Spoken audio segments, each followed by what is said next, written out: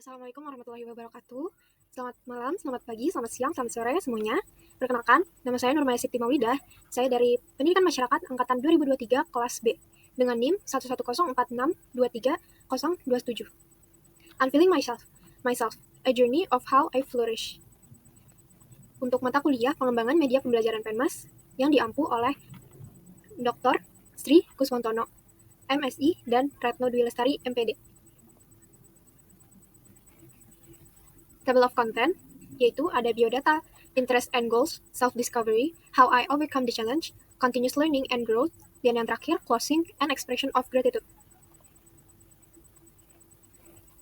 Oke, masuk ke biodata. Perkenalkan, sekali lagi, nama saya Nurmaya Siti Maulidah, saya biasa dipanggil Maya. Saya lahir di Jakarta tanggal 8 April 2005. Tahun ini saya menginjak umur ke-19 tahun. Saya merupakan mahasiswa dari Pendidikan Masyarakat di Universitas Negeri Jakarta. Saya berdomisili di Jakarta Pusat dan saya bersekolah di SMK Negeri 3 Jakarta sebelumnya. MBTI saya adalah ENFJ dan zodiak saya Aries, dan fun fact, saya itu sulit membedakan kanan dan kiri. Ya, saya sulit membedakannya.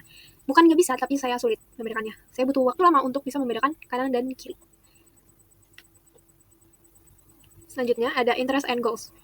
Mulai dari minat saya dulu, interest saya adalah talent development. Nah, talent development ini saya sangat-sangat berminat karena jurusan saya pendidikan masyarakat juga mempelajari tentang cara memberdayakan masyarakat, tentang cara mendevelop bagaimana masyarakat itu bisa berkembang, dan juga mempelajari cara-cara untuk bisa memberdayakan masyarakat di kakinya sendiri. Lalu ada juga creative industry. Saya sangat berminat di industri kreatif karena saya merasa memiliki potensi di situ. Lalu untuk public relation, saya juga sangat-sangat berminat di bidang itu karena di jurusan saya juga mempelajari tentang cara bagaimana berkomunikasi dengan orang-orang. Lalu yang terakhir ada marketing. Saya sangat-sangat berminat di bidang pemasaran karena saya juga merasa saya memiliki potensi di bidang tersebut, dan apalagi di jurusan saya juga mempelajari tentang komunikasi, tentang cara mempersuasi orang-orang. Lalu tujuan saya atau goal saya yaitu ada volunteering. Saya sangat memiliki tujuan dan atau goals yaitu untuk menjadi volunteer di acara-acara atau event-event yang bertema untuk memberdayakan masyarakat. Lalu yang kedua ada copywriter dan content creation. Saya bertujuan untuk menjadi copywriter dan content creator untuk suatu perusahaan atau lembaga di sosial media. Jadi mengapa saya sangat berminat untuk di bidang creative industry, karena tujuan saya juga untuk menjadi copywriter dan content creator. Lalu yang ketiga ada coaching dan mentoring. Karena di jurusan saya juga mempelajari tentang dua hal ini, coaching dan mentoring. Jadi saya bertujuan untuk bisa menjadi coach dan mentor untuk orang-orang agar saya berguna di masyarakat. Lalu yang terakhir ada developing effective HR practice. Karena di jurusan saya mempelajari tentang orang dewasa, bagaimana bisa berkomunikasi dan bagaimana bisa memberdayakan orang. Jadi saya memiliki goals untuk lebih mendevelop tentang human resources. Selanjutnya adalah self-discovery. Dari self-discovery ini saya menemukan strength, weaknesses, opportunities, and threats yang saya miliki dari hasil SWOT analysis. Jadi strength yang pertama adalah saya merupakan orang yang suka di acara-acara atau di bidang people yang people oriented. Jadi saya senang banget untuk berkomunikasi atau sekadar basa-basi dengan orang-orang. Lalu yang kedua adalah strong communication skills. Jadi saya memiliki skill di bidang berkomunikasi yang cukup baik. Lalu yang ketiga ada empathy and emotional intelligence. Menurut saya, emotional intelligence saya dan empati saya itu cukup baik. Jadi saya bisa merasakan bagaimana orang bisa mengapa orang tuh berperilaku seperti ini. Jadi saya menjadi sangat-sangat berempati terhadap orang tersebut. Lalu yang keempat ada analytical and problem solving abilities. Jadi saya memiliki skill di bidang analytical dan pemecahan masalah yang baik. Lalu yang terakhir ada organizational skills and time management. Menurut saya, time management saya itu cukup efektif, walaupun terkadang saya merasa tidak bisa memenuhi time management saya, tapi untuk di bidang ini saya cukup efektif. Lalu ada weaknesses. Yang pertama ada lack of self-confidence.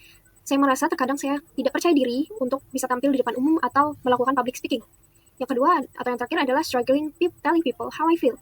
Jadi misalnya kalau di suatu kelompok, saya tuh cenderung untuk menahan apa yang saya rasa di diri saya sendiri.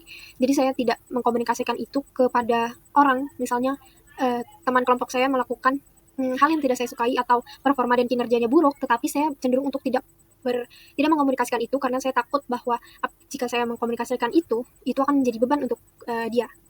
Lalu ada peluang atau opportunities.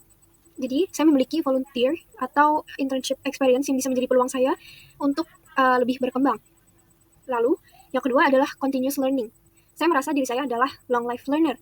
Jadi, itu memungkinkan saya untuk bisa belajar secara mendalam tentang banyak hal. Yang terakhir adalah professional development. Peluang saya untuk bisa mendapatkan mengembangkan diri saya secara profesional juga saya dapatkan dari volunteer atau experience di internship. Lalu yang terakhir ada threats atau ancaman. Yang pertama ada work-life balance. Jadi kalau misalkan saya itu cenderung melakukan banyak tugas, tetapi saya lupa kalau saya juga butuh refreshing. Jadi saya cenderung untuk bisa burn out. Yang kedua adalah having trust issues with my teammate. Untuk contohnya, misalnya saya bekerja dengan couple of people, tapi saya merasa bahwa teammate saya itu tidak bisa diajak kerjasama. Itu merupakan ancaman bagi diri saya sendiri. Yang terakhir adalah overthinking. Kalau saya overthinking, saya cenderung untuk menjadi seseorang yang pesimis dan tidak melakukan hal-hal yang sebenarnya saya bisa, tetapi kalau saya overthinking, jadi saya merasa pesimis dan tidak melakukan hal yang saya sebenarnya bisa.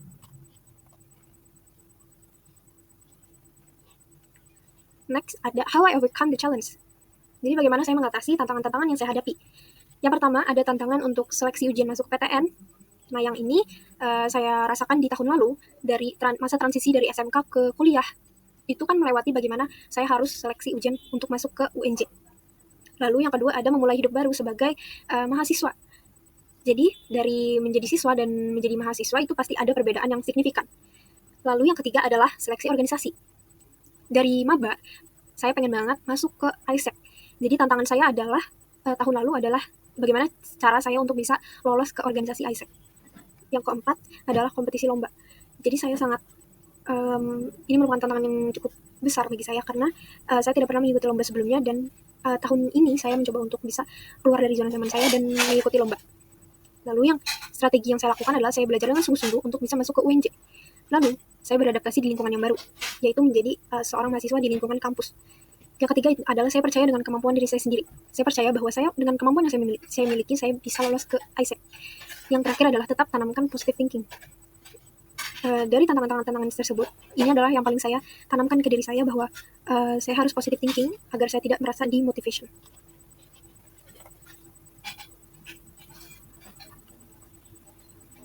Selanjutnya adalah continuous learning and growth. Jadi saya merasa saya perlu untuk menjadi individu yang melakukan pembelajaran seumur hidup untuk mendapatkan skill-skill seperti critical thinking, problem solving, creative thinking, yang mana skill-skill tersebut sangat relevan di era sekarang ini. Nah, bagaimana saya menggapai dan mempelajari skill-skill tersebut? Saya berusaha untuk melakukan to-do list. Jadi setiap hari saya bikin to-do list untuk bisa melakukan hal-hal yang mengasah soft skill saya. Saya juga practice my copywriting skill, public speaking skill untuk mendapatkan personal dan professional development. Tak lupa juga saya melakukan evaluasi kilas balik dari performa dan kinerja yang sudah saya lakukan pembelajaran-pembelajaran sebelumnya. Nah, yang terakhir adalah expression of gratitude. Ini merupakan closing dari presentasi ini. Teman-teman, saya ingin mengucapkan terima kasih kepada dosen pengampu pengembangan media pembelajaran pendidikan masyarakat, yaitu Pak Pitono dan Bu Ratno, yang sudah memberikan kesempatan kepada saya untuk bisa melihat kilas balik performa saya dari semester lalu. Lalu saya juga ingin berterima kasih kepada ISEC in UNJ sebagai organisasi yang memprovide saya untuk bisa menyalurkan potensi di bidang marketing dan HR.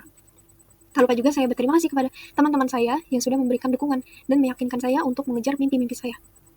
Yang tak kalah penting yaitu saya ingin berterima kasih kepada diri saya sendiri yang telah berjuang dan tidak pantang menyerah menghadapi setiap tantangan-tantangan yang sudah saya lalui. Baik, sekian dari saya. Kurang lebihnya mohon maaf. Wassalamualaikum warahmatullahi wabarakatuh.